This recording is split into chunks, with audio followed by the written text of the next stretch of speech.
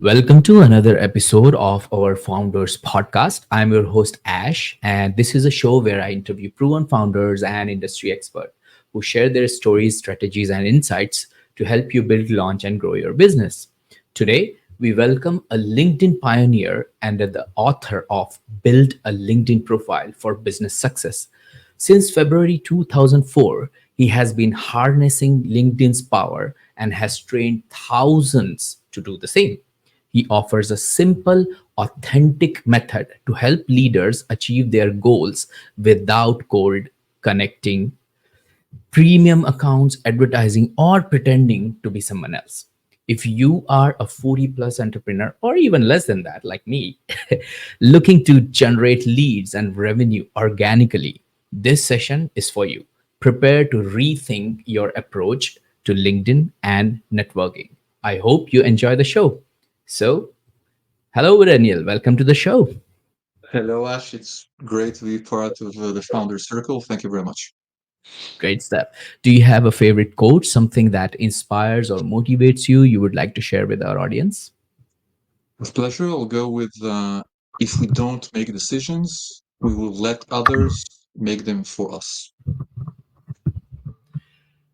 Yes, that is so deep, because most of the people who are working in 9 to 5 rat race, a lot of decisions are made for them by the leadership. So I can totally relate to that. Great stuff. So tell us about yourself. Tell us about your service. What do you do, and how do you help the founders? And what's the main problem you're helping them to solve? With pleasure. The problem is not related to LinkedIn. The problem is related to their business, if you like. So if you're a startup founder in out of Greater London or anywhere else in the world, you want to hire the best people. You want to be known in the market and find your first customers, and you want to grow in a good way. And LinkedIn can help you achieve those strategic goals as an extra tool that helps you shorten your sales cycle and hire better top technical talents, and help founders and other people and consultants in general get more out of their LinkedIn presence, if you like. Indeed, indeed. And let's take a step back. Let's talk about where the story began. Where did the idea of growing into becoming a LinkedIn expert, and then what was the first stepping stone when you started this journey? Thanks. It was an invitation from someone I trusted.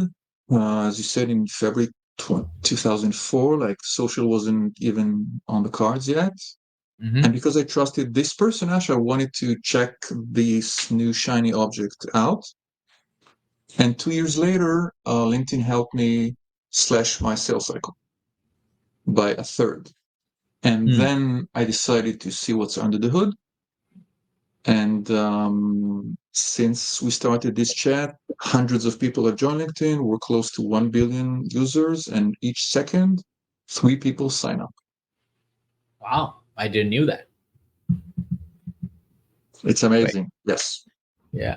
So when you say that you slashed your sales cycles to third, would you be able to take us through the journey that what used to be your sales cycle, and how did you quantify that it got slashed into third by using LinkedIn?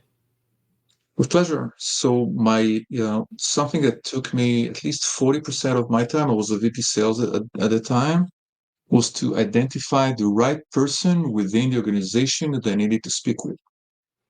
And back then, a series of phone calls to U.S. Distributors, and each time someone would tell you know what, it's James, no, it's John, and John is out of the office, and Paul is on vacation. So LinkedIn, basically, when you understand the power of LinkedIn search, and when you know who you're looking for, you could identify and actually pinpoint the right person at the right time in the right location, and then you're able to speak with them.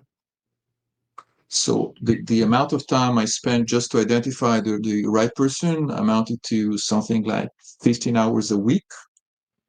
And I got 10 hours, I got 5 hours back, and that enabled me to to beat my quota and to help more distributors and start it from that. Right. The larger Okay. the company, the more difficult it is to pinpoint the right decision maker for you. Indeed. And I couldn't agree more on that, because there are lots of governance gates and a lot of people who are involved in big decision making, isn't it? In big companies specifically. So tell us more about how you are helping the businesses currently. What is the process? So let's say, for example, most of our listeners are founders, mostly, from the tech background. um, Either they are very good with their product, with their technology, or they're very good with the industry they're opening the starting the startup in. But most of them I speak with, they have this pain point of getting the leads generated. And obviously, we all know that for B2B, LinkedIn is the best place, even for B2C at some instances. So let's discuss first a case study from your experience, from your one of your customers, how you took them from A to B, and then after that we will discuss a hypothetical case for you. With pleasure. So the process is basically the same. It starts with a discussion about the business. Mhm. So I worked with a UK customer who was pretty much like you just said, excellent with their expertise, their technical expertise. They knew a lot about their field, and they needed to educate the market, if you like, about it was not an existing category. It was something different from what the market knew. And what we had to do is simplify the message and make it something that the gatekeepers could understand. And then the three layers we worked on in general is first your LinkedIn presence, if you like. So Ash's profile and Odd Circles page and stuff like that. The second layer would be who you connect with or your existing network, if you like. And the third and the last and most important one would be prospecting. Mm. There are 5 free ways to prospect with LinkedIn, and each founder has a different personality and different thoughts about the way they behave in real life and on LinkedIn. So Mhm. working with that customer helped us gain major exposure in a tech conference, and then everybody spoke about it. Oh, And then interesting. everyone wanted to be part of it. And then you no longer had to explain what it was. You could actually show your demo or your product. Interesting. And okay, so let's take a hypothetical case then. Let's say my name is Ash, and then I have a software business, software as a service. I target customers from all over the world because it's a SaaS product. But my ICP is somebody who is a community expert or a content creator, somebody who actually creates content on a regular basis on YouTube, Instagram, or any other social media profile. Um, what strategies would you recommend to me for going on LinkedIn and having these kind of strategies in place so that I can generate leads on an autopilot sort of thing, like, inbound leads, basically? Excellent. That's what we all want. So Yeah. both examples are great. Let's pick one just to start with, and that would be the content creator. Hmm. The reason I start with the content creator is that content is the engine or the gasoline that people consume on LinkedIn the most. Hmm. So what we would usually do is make some digital portfolio inventory, assessing the sort of content you have. And as a content producer, as a content creator, you will have lots of videos and blog posts and articles and images. And we would basically look at them and decide what sort of content has a long shelf life and is educational. Say you work with someone whose main focus is video, Mhm. and they help executive leaders speak better in public meetings or generally when they're interviewed or stuff like that. So Mhm. we would find we as a content creator, you know the challenges your clients face, and you try to ask yourself, what sort of content have I already produced that could resonate with them? Mhm. And then some of your content is evergreen or close to evergreen, and some of the content is very time sensitive. Like we have an event next week. We may want to promote it, but the day it's gone, we no longer promote it. Maybe we'll write something about it. Maybe we'll have an overview, but we'll no longer say, hey, RSVP to this event in Kensington. Yeah. Yeah. So we look at the content that has long shelf life, and then we ask ourselves, who is the ideal client we want to see this? Mhm. Okay, going back to the first example of a SaaS company, if you're targeting founders, then what do those founders, sorry, do, and where do they belong on LinkedIn? Mm. So you put your content in your LinkedIn profile, in your page, in posts, and elsewhere. Mm. So I just took a look at some of the groups you belong to, Mhm. and you belong to one LinkedIn group called Founders Podcast and a few others. Mhm. And founders have joined those groups. So what you could do, Ash, is join those groups, but not just to post your content, but to network and to identify your ideal clients. Mm. And in some cases, you would identify the person via LinkedIn, but you would reach out in a different way. So Got. LinkedIn is great to identify the right person, and in some cases, you could be introduced to that person. Again, analyzing your content, deciding what sort of content is interesting for the founder or for the content creator, and making sure that as many relevant people as possible are viewing that sort of content. And the content that works best on LinkedIn is usually top of funnel, educational, and evergreen. Got it. Got it. Not a flash sale, but you're struggling with here are the options. Because Mm. when I understand that, say I wanted to educate some founders about, say, I'm a financial expert and I want to educate founders about the way to register their company. So I could try to create a group with Odd Circle because those founders face the similar challenges or the similar questions.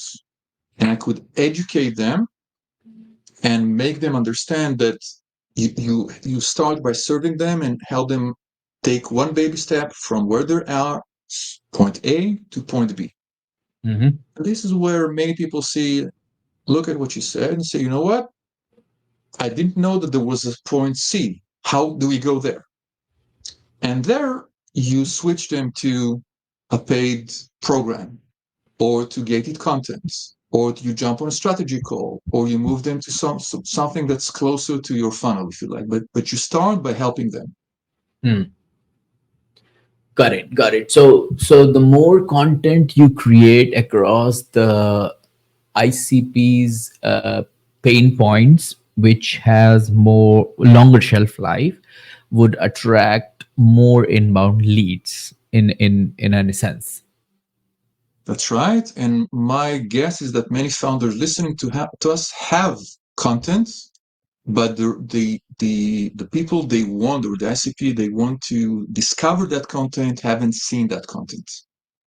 Mm. So we're not talking automatically about creating content, but in some cases it would be simply repurposing existing content. Again, one with longer shelf life, and just showing that content to additional prospects will help you gain more inbound leads. How do you suggest to like propagate these content? So for example, if I have like 100 connections on LinkedIn, and if I post a post or an article or something like a piece of content on LinkedIn, it's not going to even reach those 100 people, because I've heard that LinkedIn just push it to around 1.5 or 2% or 3% maximum, and then based on how these people react, it pushes it more, isn't it? So how do you recommend to go with that perspective? Ex- Excellent. It's a great question. And actually, you bypass your connections. And why is that? Because it could be that you, Ash, have 95 connections, but those are not necessarily your ideal prospects. Yeah, yeah. Those could be students who went with you to your Liverpool John Moores University, but they're not necessarily prospects today. Mm-hmm.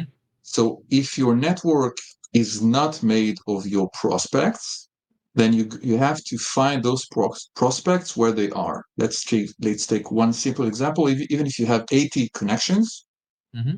and you know them, your secret sauce is to run an advanced search. So you would say, I'm looking for founders, I'm looking for CEOs in Greater London with the term SaaS and DevSecOps and XYZ. Mm-hmm. And you'd run a search and you would find maybe 200 people. The more terms you add, the lower the number will be. Out of those 200 people, you now add another criterion, and that's only show me people with whom I share at least one mutual connection. Boom, instead of 200, you may have five.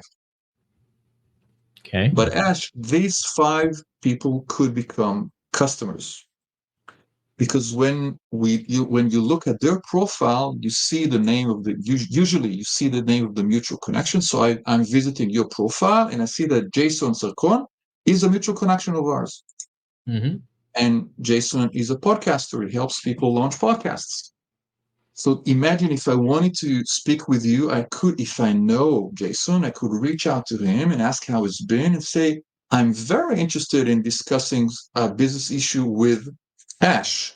Do you Mm-hmm. know him well enough to make an introduction? Yeah, yeah. And if Jason says yes, because he's spoken with you, then the attention I would get from you is not based on my name, which is meaningless. You know nothing about Daniel Font, but you do know Jason. And sometimes those 10 seconds are all we need. Mm, interesting. So it's actually more trustworthy to get reference by somebody whom you are in connection with, to a third person. When you say that, okay, if I have 100 connection, none of them is my prospect, so I search for my prospect, my ideal customer persona, and then if I find somebody who is in their network, I contact them or I connect with them. No, How no, no, ex- that's not what I said. Sorry. okay. Everything was perfect until you identify the right person. And then my suggestion would be not to connect with them, but to actually speak with your mutual connection and ask Connection. them if they could, let's Introduce. put it this way. Revenues with no connections are better than connections without revenues. Instead of trying to have 101 connections, stay with your 100 connections, but have a meaningful conversation with that prospect and enroll him into your program. LinkedIn is great because it showed you the name of the person, and the most important person was your mutual connection. But the biggest secret is to know when to leave the platform. Leaving the platform and communicating with your mutual connection via email usually would work Mm. best, because that would enable you to speak with your ideal prospect. And LinkedIn, after you've worked with them and they're happy and you're chatting, maybe that day you will send them a connection request. But you have to have a system, and you don't need to add connections you don't know, especially if you have 100 connections, because it would amount to nothing. Yeah, yeah. And how many requests I can send in a day on LinkedIn? LinkedIn has limited the number of connections you could send, and I would Mhm. actually try to mirror what's happening in real life. Even if you're, visiting and you have business meetings all day long, you will usually not find more than one, two, three, or four new people a day that know enough about you to connect on LinkedIn. Mm. So instead of doing it like in batches, just whenever someone has reached your circle and you know them well enough, it would be a good idea to connect. Think of them almost as, you mentioned, referrals. So if I asked you about that person, would you be able to tell me something? And the first level is to make sure that your profile speaks for itself. But the Mhm. second is to make sure that your connections actually speak for themselves. Because imagine I would see two mutual connections. One would be Jason, whom we know, and one would be Jane, and you don't know Jane. Mhm.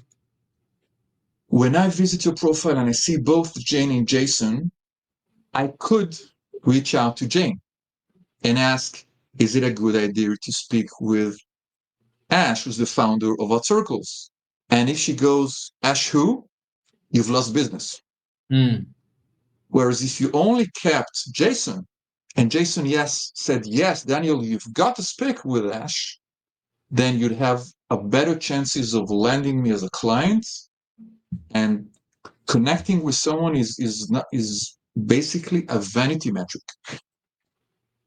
And too many founders are chasing vanity metrics and saying, "Wow, I'm hugely popular. I have a gazillion connections." And when you ask them, okay, so can you trace revenues to those 1,000 connections that you don't know? And they look at you kind of strange, and they can't answer the question. Mhm. So simple economics, your bank account needs to show what you want. And you don't have to cold connect with people. As long as you know your connections, you could have 30 connections and grow your business in significant ways fast. And you might have 20,000 and no revenues. Which one is best? I'll let you decide. Got it. Got it. Okay. So, but the process you mentioned, Daniel, is quite cumbersome, isn't it? For example, somebody who's starting and they don't have that much. Um, I wouldn't say time because everyone has the same amount of time in a day, but like the priority, they're busy with their product development, etc. Is there a way you can automate these things, or is there a way you can outsource this thing to do the same? Because I'm just thinking from the perspective of the founders, they're already so much busy or consumed in other spaces that they can't really, like put a lot of effort on a platform. I understand that once they start doing it, they will get a lot of return, but sometimes you have priorities set up for different things. So how do you suggest them to go forward with this? Great. So is there a higher priority than landing new clients for the firm? I don't think so. That's the highest. Okay. So mind you, I didn't say you needed to spend a lot of time on the platform. The platform is basically, you could think of it as a black box Mm, that gives you two names, and then in real life you have meetings or demos or discussions with those people. In other words, the LinkedIn part is maybe the first step, and maybe it took you 10 minutes, but most of the time you'll invest is not on LinkedIn, mm, as long as you know who you're looking for. Again, I think most founders would recognize a good prospect. If you can't recognize what a good prospect is, then LinkedIn is not going to help you, and I'm afraid you need to go through some define your niche and do some other activities before that. But if you know, You don't have to spend a lot of time on LinkedIn. What I described, like the advanced search, could be done in 10 minutes. No, what I mean is the content creation part that takes a lot of time. Yeah. Okay, right. So just to answer the initial question, instead of automation or outsourcing, in some cases, you could let a junior member of your team take take care of maybe 80 to 85% of the repetitive tasks, if you like. Okay, so they would run the search. The first time they would do it next to you, and you would show them. At the second time, let them do it alone, and you ask what they would do. And by the third time, you can help them do everything on their own. That's still back office, if you like. They're not reaching out to anyone, but they would say, here's the name of the person. Does that sound interesting? And here's the name of the mutual connection. And then they could even reach out on your behalf to the mutual connection if you'd like, and you could do something like that. Content creation, like you said, producing high quality content takes a lot of time. Mm. We start by analyzing and seeing the content that you've already produced. And the second quick suggestion I would make is to share content that other people created in your industry that resonates with you. To write a thoughtful article may take you 5 hours. To share insightful article someone else produced and you read might take 50 seconds. So you could start by asking yourself, out of the content I've consumed this week, what is the best single piece of content that I've discovered that could help the people I'm reaching out to? It could be a video, it could be a white paper, it could be almost said meetup, an odd circle meeting, it could be something else. And you share that resource and you add your thoughts about it. You add your 2 cents about it. This is the reason I think it's important because the author mentions X. Mm. So you could be known for sharing content that's valuable, even if you only produce 10% of the amount of content that you share, and only once a quarter will you produce content. And for the other, for most of the time, you would simply select high quality content that is made by someone from your field, if you like. Right. So basically, instead of always creating content, you can definitely not repurpose, maybe just reshare someone else's content. Is that what it's saying? Yeah, curating content. Uh-huh. Again, the idea is not going back to the time question. Mm. I don't suggest that you spend 2 hours now on LinkedIn to find the content. On the contrary, I said you already consume content. Out of the content you consumed, not for my sake, this week, can you identify an interesting piece of content? Mm. And usually when you read it, you say, wow, this is amazing. If it's a video, you sent it to someone, you bookmarked it, you wanted to write a blog post about it, you wanted to do something with that. So just take that. And one of the ways you could curate that content is put it on LinkedIn, either on your page or on your profile or as a post or again in one group. And Mm-hmm. you would add your 2 cents to it. That will take you really less than a minute. Got it. Got it. That's interesting because that way I don't have to spend too much time to create the content as a LinkedIn user. So what are the services you help your customers with in terms of LinkedIn? For example, let's say if I um, came into your funnel from the awareness part, how does it work throughout the whole funnel, and then how does I become your customer, and then once I become your customer, what are the services you can provide me? Great. So again, LinkedIn is the black box. And my question would revolve around your business. How does your ICP look like? And maybe just to make a LinkedIn parallel, if you like, three Mhm. very simple questions. One, Ash, who's the ideal reader you'd like to attract on LinkedIn? Mhm. And two, if you manage to make those people discover you and say, read your profile, what action would you like them to perform after they read your profile? Mm. And usually you have a very straightforward answer. You could say, hey, I want them to go and visit my website. I want them to go to oddcircles.com, or some other founder will say, I want them to download my app. I want them to RSVP to this event, or I'd like them to subscribe to my newsletter, whatever they say. So question number one, who's the ideal reader? Question number two, what action would you like them to perform?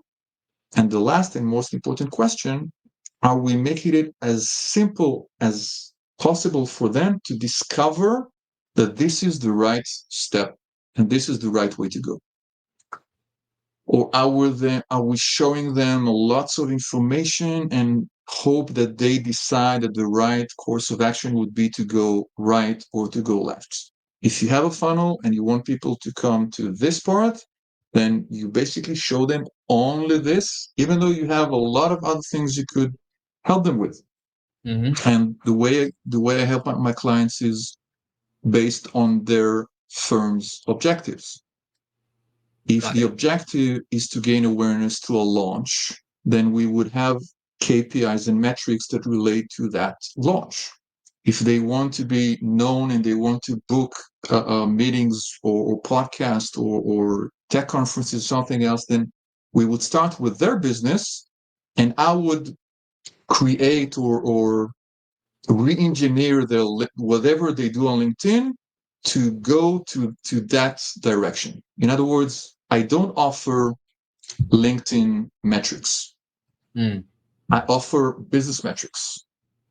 Got If it. So you know LinkedIn you're not a specialist, general LinkedIn specialist who offer the general LinkedIn optimization techniques and everything. You're more towards the business side of it. yeah, it would often go through some look at your profile, but it would usually be the very first step. And I'm not, if you're looking to buy connections or views or impressions, I'm not your person. Mm. You could Mm. go on Fiverr and have fun, but that's not what I do. I help decision makers see better results from their LinkedIn presence, terms that the CFO could understand. Mm. We have an extra 20,000 revenues thanks to that action on LinkedIn. And that only costed 1,000. Is the ROI okay? Mm. Good. Let's continue. Got it. Got it. Can you share a compelling case study that highlights how a company or an individual leveraged your service and achieved success and solve their key business challenge? And I would love to, like hear about the specific problem they have faced and the steps taken to implement your solution and the measurable outcome they experience as a result. Great. I'll describe a recent case. It's a bit unusual, but I think it's interesting. Mm-hmm. A company launched a major product in a trade show. So the management attention was focused on that trade show or that exhibition, if you like, for 6 months. Mm-hmm. And going back to previous exhibitions or previous trade shows, the people who manned the booth said, our challenge is that we only have X amount of hours during the day, and some people walking in are not exactly the people we want to show our product to. So we needed to go and build a system that maximizes their time during those precious hours. And we did it in two very simple ways. One was to pre-identify, if you like, the ideal customers they wanted to speak with during the conference, and reach out to those people well ahead. So the question was, would you be willing to have that meeting on Tuesday morning or Wednesday afternoon? And that meant they had booked 80% of their ideal clients before the event actually started. And the second element, which is time sensitive, in the booth itself, anyone visiting the booth gave their business card. So Right. what one person I worked with basically took that business card and checked that person's LinkedIn profile and signal to the manager there if that's what was a VIP for that company. It's not very difficult, because you have the name, you have the name of the company. It will take you 30 seconds, and if you have a hot list of the top 50 customers you're interested in, if that person is the right decision maker you want to spend time with or not. So one part of it was the preparation, and the second part, which was very intense, is to get maximal results from the limited amount of time you have in the booth, because people, the next day people go elsewhere, and you can no longer have that result, if you like. Yeah. Yeah. Got it. Okay, so basically you strategize their whole focus on the event and then maximize their KPIs, which they shared with you when they reached out to you. Got it. Got it. Exactly. Again, if you know what your KPIs is, we can do business. If you're not sure about your KPIs, or KPIs, general, like I want people to feel something, then I'm not sure I'm the right person to work with. Mhm. Got it. Got it. Great. So we are reaching towards the end of our episode, but before we jump into our lightning round, I would like to ask you a personal question. Like, throughout your journey and experience, there must have been some valuable lessons learned. If you don't mind sharing, could you reflect on your experience and tell us about one mistake or a setback that you have encountered along the way? You might not consider it as a regret. It could be a lesson learned. And additionally, what advice would you give our listeners based on this experience?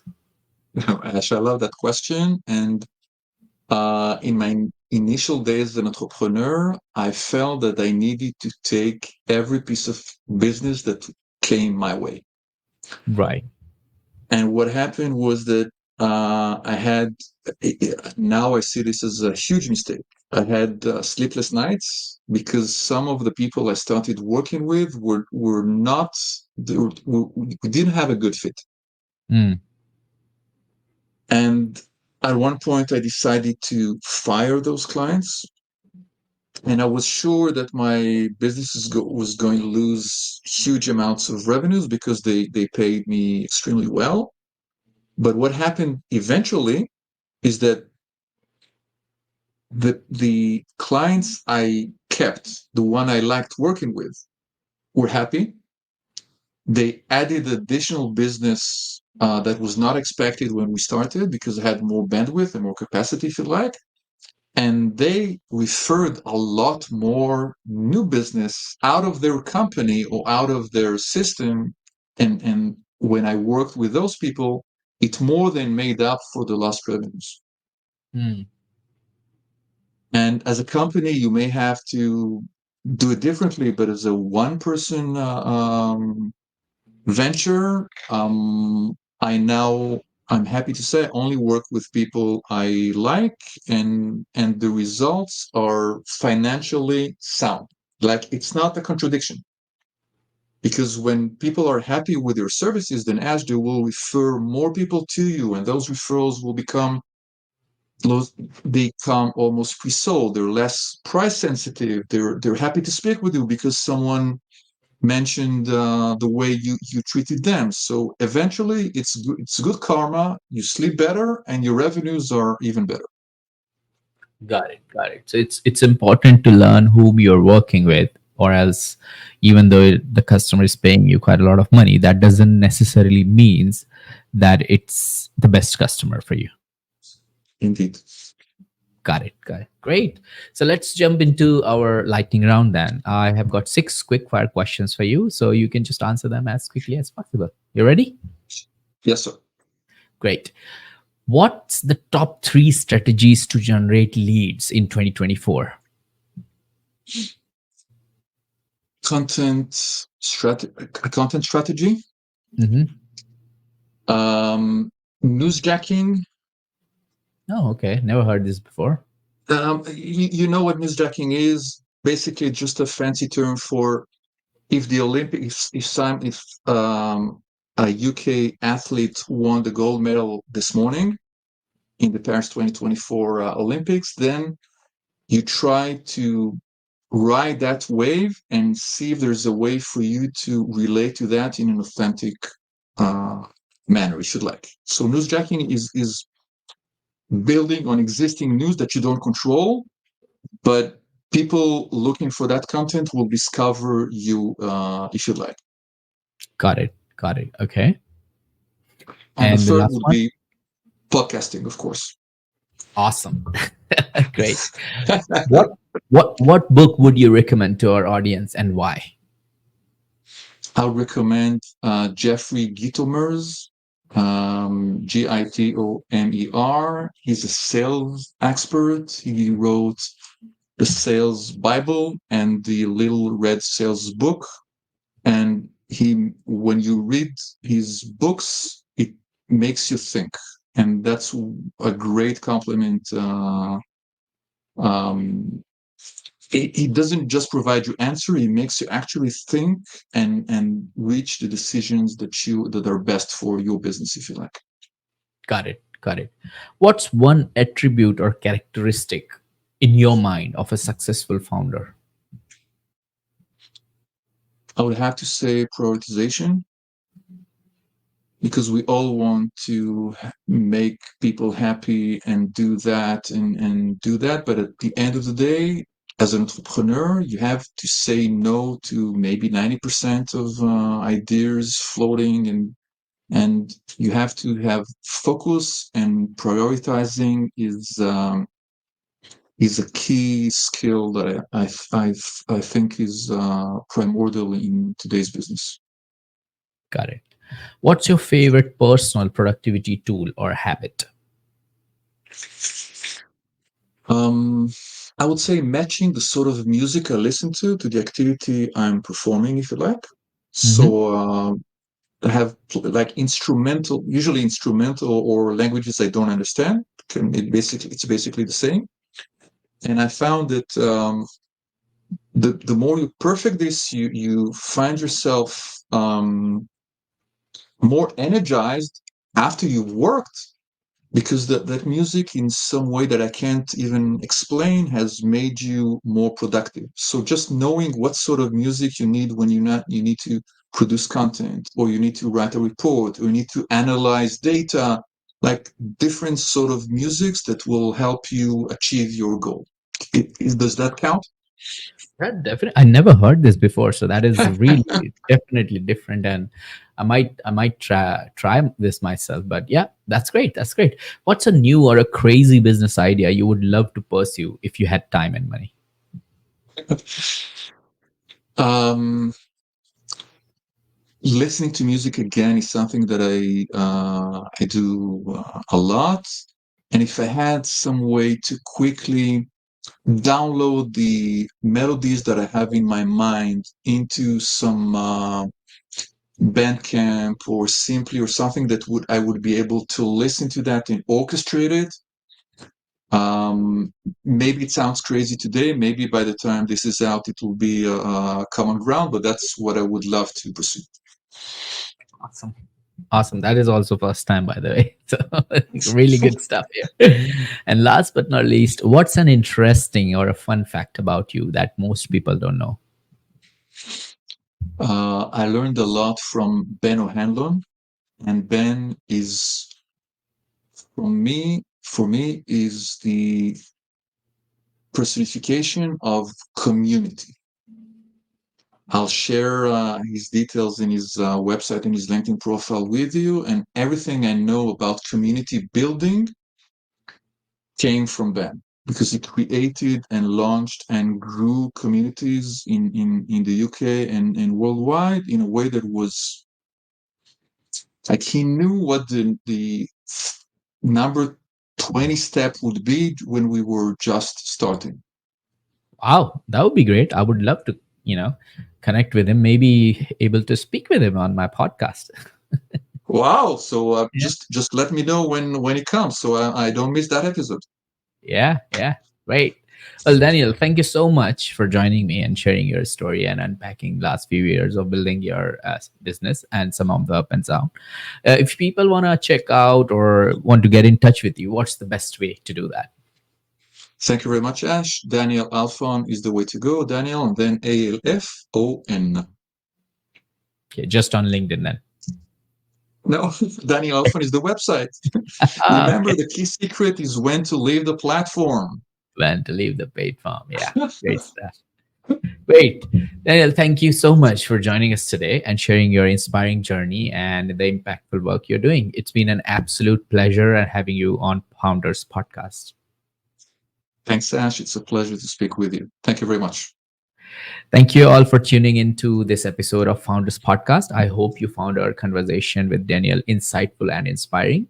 If you want to get in touch with him, just search for Daniel Alfan on Google and you will land on his website, or you can go on LinkedIn and find him too. If you're a founder or an industry expert interested in sharing your story or on our podcast, please don't hesitate to reach out. Simply email me at ash@artcircles.com. Stay inspired, stay motivated, keep building.